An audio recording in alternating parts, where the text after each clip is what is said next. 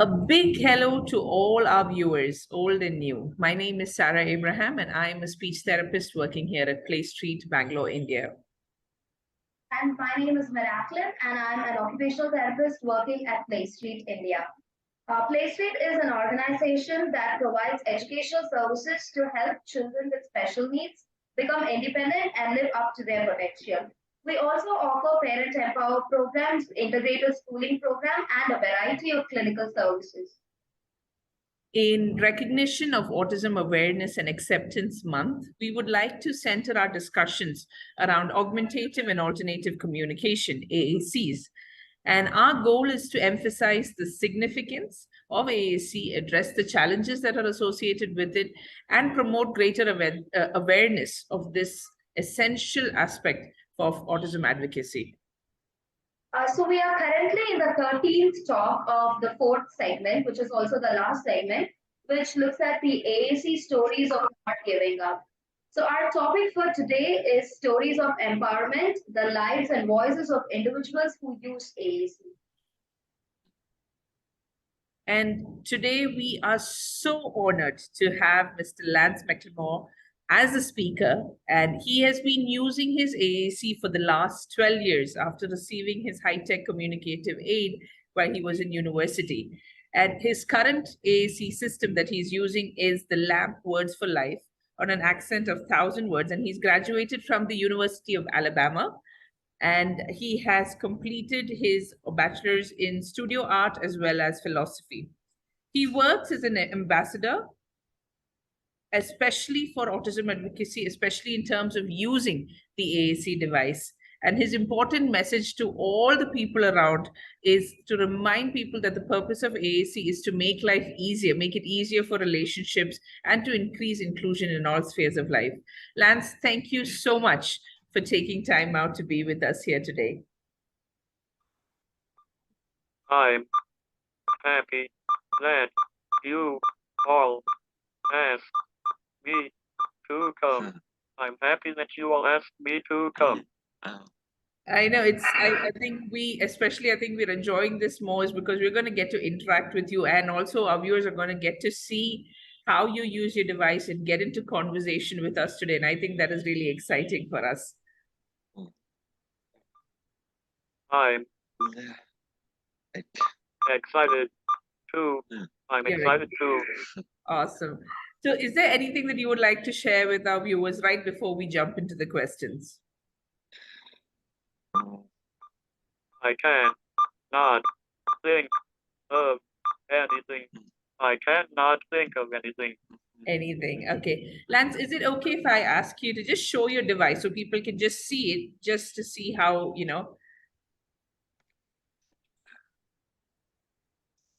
Awesome. So that's how Lance communicates with us, and he's got a lot of words there. So we're going to jump right into the questions. Okay. So let's begin the discussion. So to get to know you a little bit more, can you tell us something that you want the world to know about you, Lance?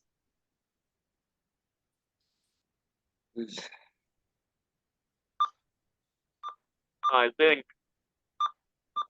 probably the most important thing people should know about me is that in all the ways that really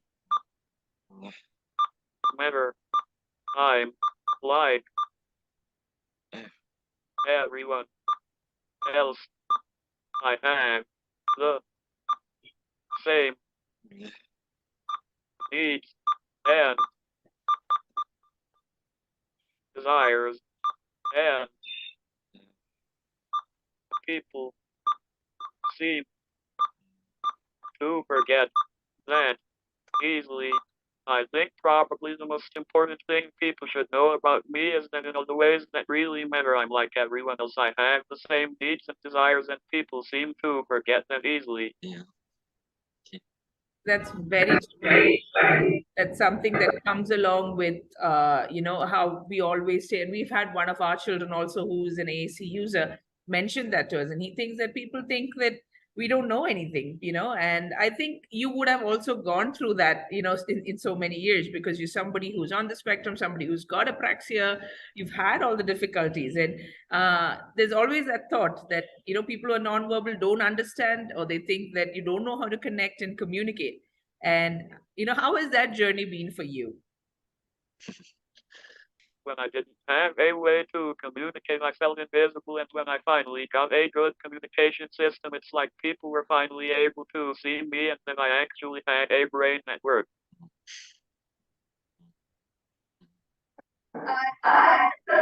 You've been using this device for 12 years, and like we heard, so you got your first device when you were in university. So how did it feel when you first got the AAC and when you first started using it? What was your experience like? I remember that at first I was really excited because I thought all my troubles were over, but to be honest, my first AAC intervention was a disaster. I didn't get the best communication system possible, and I didn't have the pragmatic skills I needed to be able to use it the fullest. You mentioned, like at the beginning, like, you thought it was going to be great, and then it completely, you had such a bad experience with it. And also the fact that you started it on much later. What were you doing in terms of communication? Now we all know that communication, it's not just in terms of verbal, but how were you communicating well before you moved on to a high-tech device? Or what was that part of it like?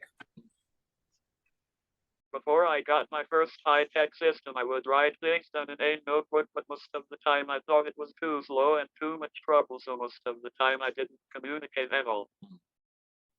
And I'm sure that would have led to a lot of frustrations building up, because you're not able to tell people what you want. You would have faced challenges growing up, and especially we've got a lot of younger children here that have that difficulty, like they're not able to, and it comes with, because especially with motor planning, there's a lot of issues that come around it. What were some of the challenges that you faced, especially during your childhood or your adolescence? Were there like specific challenges that you faced before using your AAC device?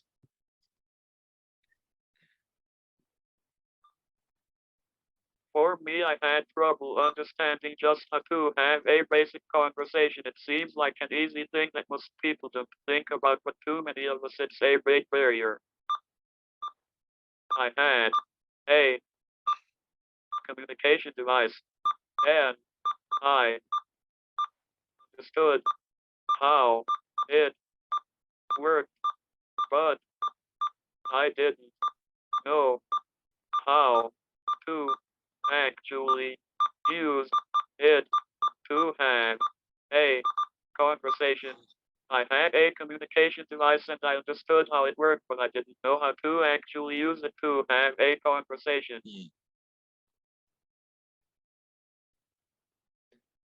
So, do you think if you had gotten an AAC device, either in your adolescence or in your childhood as an early intervention, do you think that would have made your life different? And if so, how would it have impacted you? I really believe that if I had gotten a communication device sooner, it would have helped me a lot because I missed out on a lot of opportunities because I couldn't communicate. I'm very sure also, you mentioned that you got the device, but you didn't know how to use it. And I think that's one part that a lot of people miss out on. And a lot of people think, I think that's again one of the myths that we always come around with AAC, that, okay, you hand the child the device, they're going to learn, they're just going to know how to press on buttons. And I'm sure that you would have also gone, it doesn't work that way exactly. And you're there telling us that. So could you go on, just elaborate that a little more? How was it for you as an experience? What are the challenges that came along with that? Could you explain that better for us? I know when I got my first I know when I got my first communication device, I was a grown man in university and I couldn't figure it out, so I can't only imagine how hard it would be for a child. I remember I would be in my classes and everyone would be talking to each other and it looked so easy for them and I felt quite jealous and angry at myself because I couldn't do something so simple. Absolutely. And I think that it gets frustrating, like you said, it causes a lot of anger. It causes like, why is it so hard? And like you mentioned, like, could you explain to us, like, where did you find that, where was that point where you found, okay, this can be used, or I am able to? I'm sure there's a lot of determination because I've seen the things that you do. I've seen, like, because we follow you on your social media, like, it's just amazing to see how well you've evolved, and it's become a part, like it is a part of who you are. And where was that point where you found that, okay, this is it, I can make it work? Or I'm sure it didn't happen overnight. That point you're talking about didn't happen at all with that first communication device. That point you're talking about didn't happen at all with that first communication device. I would say I didn't really learn how to use AAC effectively until after I got my second communication device, which was an Accent 1000. It was in 2016 and I got connected with a PRC rep and I remember I spent lots of time talking to her and she introduced me to lots of people and that's when I finally got to practice communicating. And soon after that I started speaking at conferences and connecting with lots more people and so my world really opened up. That's really wonderful to hear, Lance. You also mentioned that once you got your second device is when you were able to, open up better and go for conferences and all. So how was that transition for you from the first device to the second device? Can you take us through that journey? In 2016, I started looking at getting my second communication device and I sent an email to the PRC rep in my state and I got a loaner device and for a few months I used word power. Then I ended up going to a LAMP workshop and the trainer talked me into learning LAMP words for life. He said I could be faster with it and so I went back home and I played with it until I knew where all the words were. Wow, I'm sure it was I mean, and that would, I think you were also determined quite, to get your hands on and learn. And I think that played a huge role in coming to this place where you are right now. And I'm sure it was like a light switched on, like, once you started realizing, hey, I can do this. Did you see a difference in the way people, communicated with you? Or, once you started using your AAC, did they communicate more? Were they very surprised to see that you had so much to share? What was that like, the experience from people?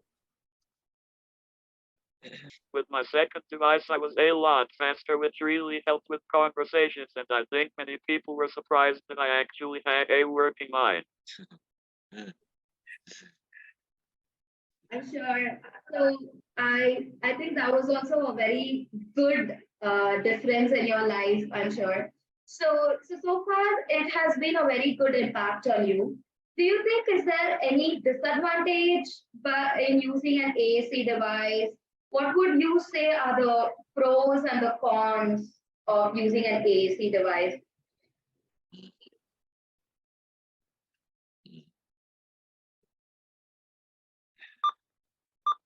Like any other kind of technology, it doesn't always work. It can break down, and that's frustrating. Like any other kind of technology, it doesn't always work. It can break down, and that's frustrating. However, I think the pros advantages outweigh the disadvantages. However, I think the advantages outweigh the disadvantages. Yeah. That's true. That's very good to know. So, like you said, like, any other technology, there are, cons for this. So, have you ever been in a situation where, while you were talking to somebody or while you're giving a talk or something, the device has crashed or the battery is just drained out? So, how was your experience during that time? How did you manage that? That's happened to me a few times. That's happened to me a few times. A few months ago, I was talking to an accountant because I was doing my taxes and my device shut down and restarted by itself 3 times. Oh, wow. That would have been quite frustrating. Mm. I Mm. wrote things down in my Mm. notebook.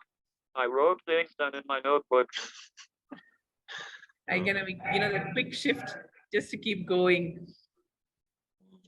Yeah. Lance, But sorry, yeah, go ahead. no, but now I have got my new communication device. I still have my old one, so I have a backup now.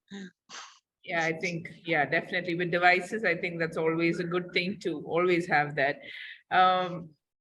We were just trying to imagine, especially imagining all of our children, especially, we deal with a lot of kids, but I'm sure there are adults too, where every person had a form of communication, um, some form of AAC. Like you said, you went from writing, you use notebooks, you've used the devices.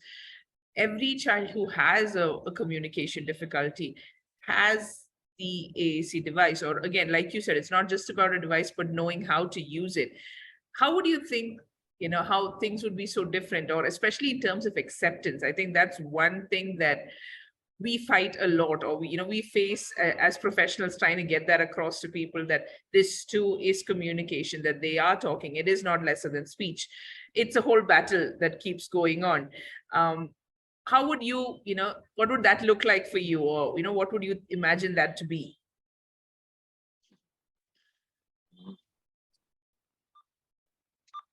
That's a hard one, and I deal with the same thing. That's a hard one, and I deal with the same thing. Mm. I'm not exactly sure what we are supposed to do about that. Has the acceptance and awareness gotten better, Lance? Because now, you are an adult, you've gone through this. How has it been over years? How are you seeing people be more receptive to it? My situation is probably not like what most AAC users have, because a lot of my interactions are with people who are in the field of AAC, so my experiences might be more positive than what most others would have. True. So just a follow-up question to what Sarah asked and your answer. Have you ever had a personal experience while you were advocating for AAC with some parents or any individual about the use of AAC? Has anybody like come up to you and be like, no, if I let my child use AAC, they may not speak, so I don't want to use? Or have you ever had an experience like that? Yes, it happens almost every time I go to a conference. Yes, it happens almost every time I go to a conference. I don't understand why people are so afraid of it when the research clearly shows that it doesn't interfere with the development of speech. That's so true. I think even there, I think you're still fight. All of us are still fighting for the same cause, that our children do have a voice. They, our individuals do have a voice. We need to get them on a device, and that, like you said, that we are smart, that we've got things to say, we've got those things to connect to the world. when I think about it, many other people with different kinds of disabilities deal with the same thing. Like I know people who are visually impaired and people give them grief when they choose to use a long wide cane. That's very true. And I think that whole acceptance, or that, every person has a voice, or every person has difficulties that they're going through, and to come to that place, how ready do you think, again, is the whole of, mankind coming to a place where to value neurodiversity, to value, like you said, these difficulties that people have, and stop expecting them to fit in, but rather find ways that, hey, we can include them and make it more inclusive. How far off are we upon that? Mm. To be honest, Mm. at the present time, I don't feel very optimistic. To be honest, at the present time, I don't feel very optimistic. I've been fighting for many decades and it's still so much work left to do. The unemployment rate for AAC users in the United States is around 90%, and that tells me that full acceptance is probably a long way off. Yeah. Wow. And the unemployment rate for autistic people is about the same, and the unemployment rate for autistic people is about the same. Wow. Yeah, we have a long way to We have go. our work cut off, I guess, for us and for everybody to accept neurodiversity, and especially the use of AAC and all. So we're going to jump into a little bit of your personal life, your interests. So we got to know that you like art, food, and craft. So how does that go with your use of AAC? And if at all you go out or to explore or to find new places or art inspirations, and also, do you get to use your AAC wherever you go? How is your experience, let's say, with a restaurant, with a waiter or with a shopkeeper? So how is it your AAC use and your experience? I would say for the most part, people are usually kind and patient, although I know they probably feel a little awkward. I try to be patient and forgiving because I know most people have never met someone who communicates the way I do. Very nice. Also, so because of this, do you always like have a particular place that you always go to for your for buying things for your art or for anything? Or do you like go to different places and try to, introduce the AAC to others also? I usually get most of my supplies online. I usually get most of my supplies online. Okay. And I do educate people about AAC. Like, for example, I will go to universities and talk to future speech language pathologists, and I will go to schools and I sometimes talk to parents. Wow. I mean, I think I'm inspired, because even when you said before that, you try to be patient and forgiving, and, try to get people to understand, that speaks so many volumes of, how much you guys accommodate us.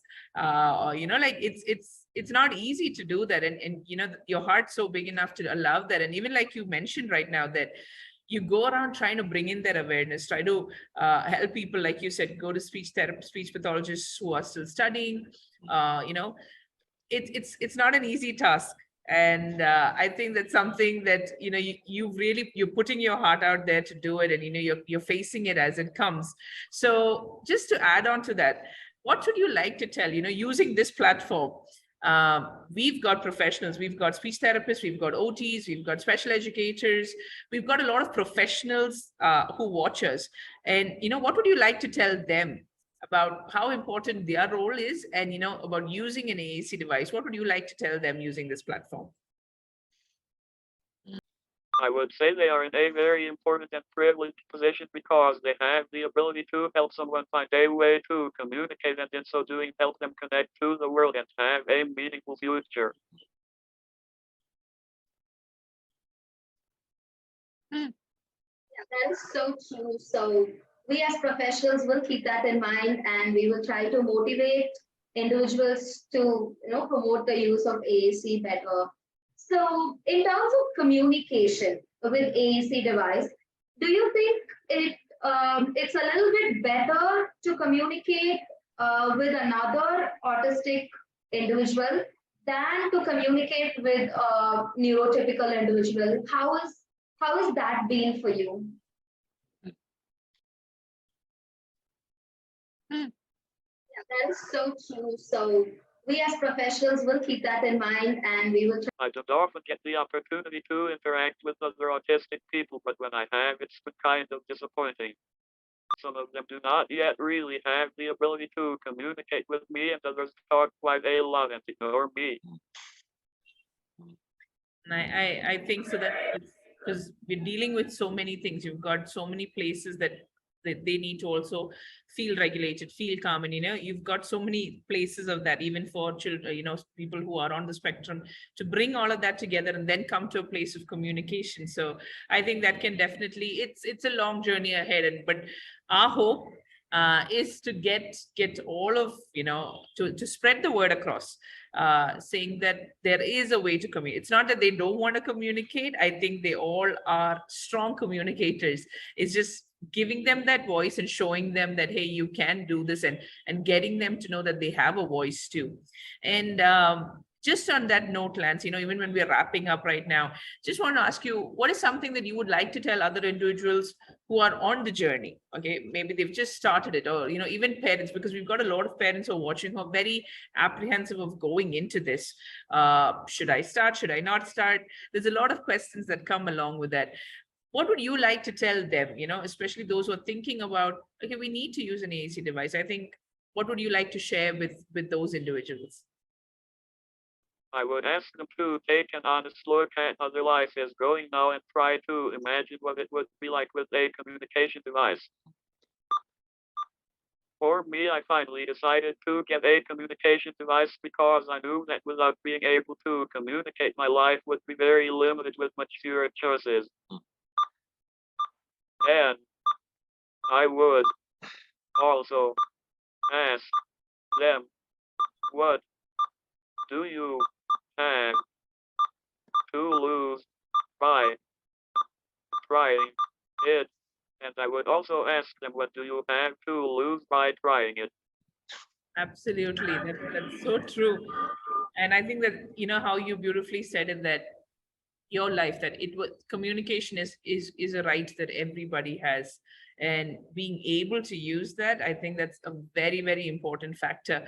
And there's no harm in trying. Exactly like you said, there's no harm in trying and seeing what works for our, for these individuals. So Lance, thank you so much. I think we've come towards the end of our questions. We would like to keep this going, but with notice of time, we just want to say that thank you so much for taking time to do this with us. You're welcome. I enjoyed it. You're welcome. I enjoyed it. We also enjoyed having this discussion, just talking with you and learning your perspective and your journey also. Lance, thank you so much. So on behalf of PlayStreet team, I would like to thank you once again for taking your time. Even though, like, we know it's the end of the day there, you still took your time out and, spoke to us. Thank you.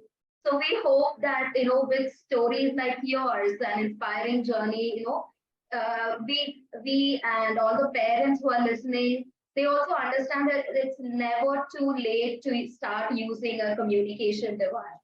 Because some parents think like, okay, so far we've not used. So if we start using now, it may be difficult for children to adapt, or they may not like it. It'll be difficult to change and all of that. But again, your story just gives us that motivation that, it's never too late to start using a device, and communication just gets better when you start using an AAC device. So thank you so much for encouraging us and also the viewers, and taking the time to join us. And also for our viewers who have joined us for this, join newly for this video, please do check out our previous videos on AAC, and I hope you get good information. And for all the others, we will join you in our next video. Have a great day.